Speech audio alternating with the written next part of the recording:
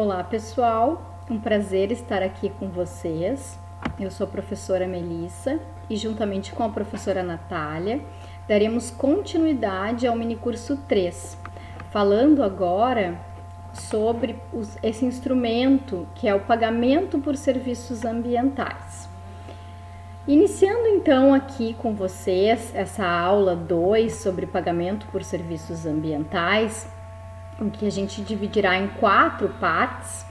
Nessa primeira parte da aula, iremos analisar esses seguintes tópicos, iniciando por uma abordagem para tentar entender o que é o PSA, quais são os tipos de modalidades de PSA e quais seriam algumas de suas dificuldades, tanto teóricas, quanto práticas de aplicação desse instrumento.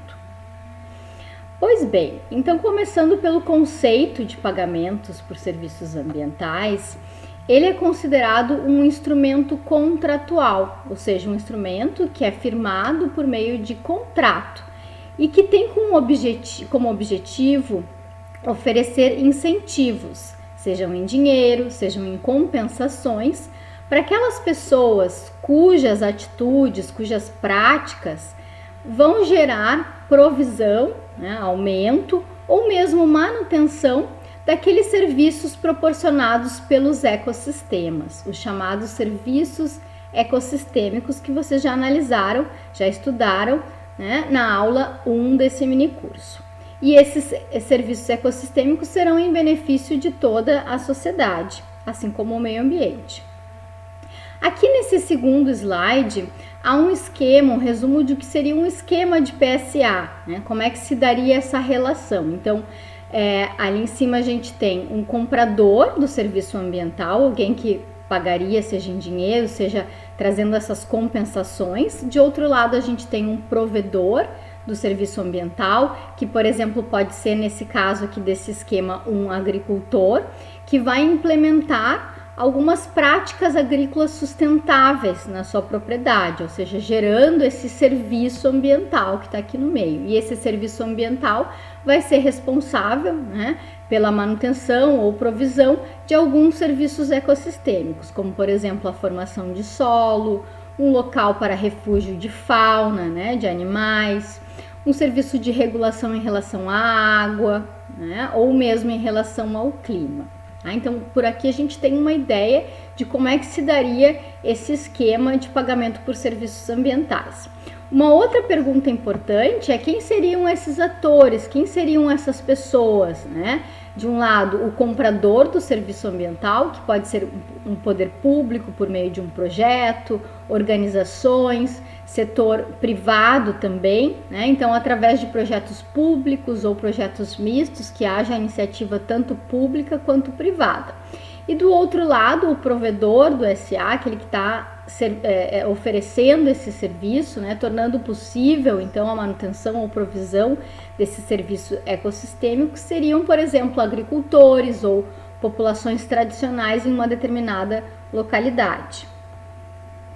Acho também importante falar sobre as modalidades de pagamento por serviços ambientais e os tipos de pagamentos por serviços ambientais. Então, de um lado, a gente tem as modalidades, que tipo de práticas serão adotadas para que seja possível esse serviço ambiental e em relação aos serviços ecossistêmicos, ao que eles se destinam, que seriam as tipologias.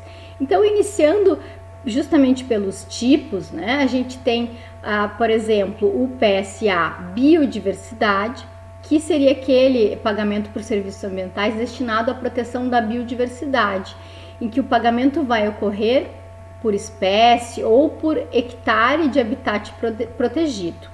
Temos também o PSA água, ou seja, recurso hídrico, para proteção das bacias hidrográficas, em que essa remuneração vai ser feita justamente pela manutenção ou pelo aumento da quantidade ou da qualidade de água ofertada.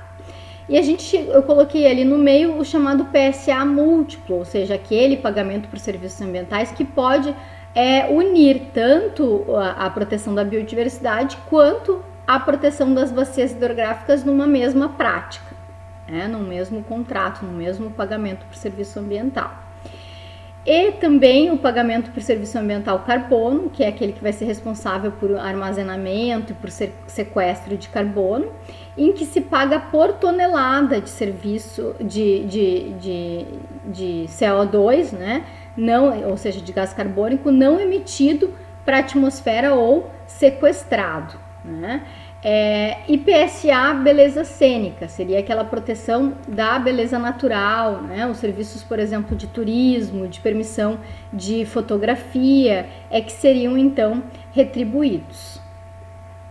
E existem algumas modalidades, né? Como eu falei, então, por exemplo, práticas no sentido de restrição de uso do solo, em que haverá então a compensação desses agricultores pela renúncia, né, à utilização de uma certa área em geral coberta por vegetação nativa.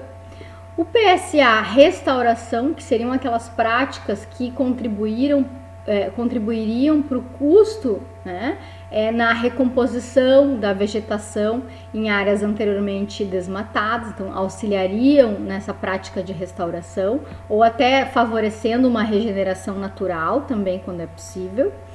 O PSA valorização de práticas tradicionais, então que haveria uma recompensação por práticas de gestão ambiental ou de agroextrativismo, né, trazendo um baixo impacto, que normalmente são realizadas por populações locais, né, assim como o PSA transição, em que haveria então incentivo à adoção de práticas agrícolas sustentáveis, né, diversificando muitas vezes a produção, não só com um produto em larga produção como a soja, por exemplo, mas alguns produtos diversificados, favorecendo então a manutenção da fertilidade do solo, por exemplo.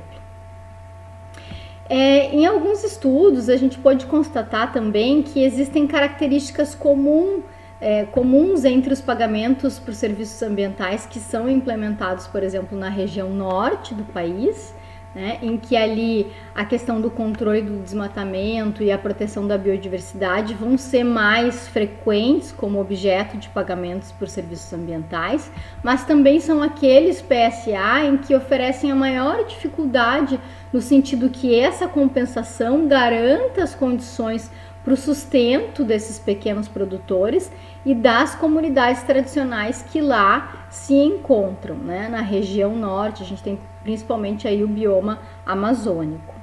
Já na região sul e sudeste, né? No caso a região sul onde a gente se encontra, o maior foco dos pagamentos por serviços ambientais vai estar na proteção dos recursos hídricos, o PSA água, né? E também dos fragmentos, a proteção dos fragmentos florestais, ou seja, aquele restante de floresta que ainda se encontra aqui protegido, como por exemplo a Mata Atlântica.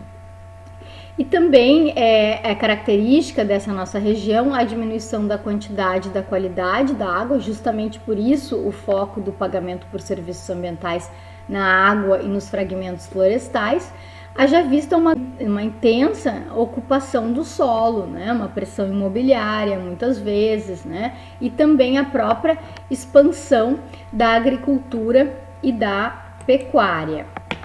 Eram essas as primeiras considerações que eu gostaria de fazer com vocês, né? Eu vou dar sequência à outra abordagem que eu havia mencionado num segundo vídeo. Muito obrigada pela audiência até aqui.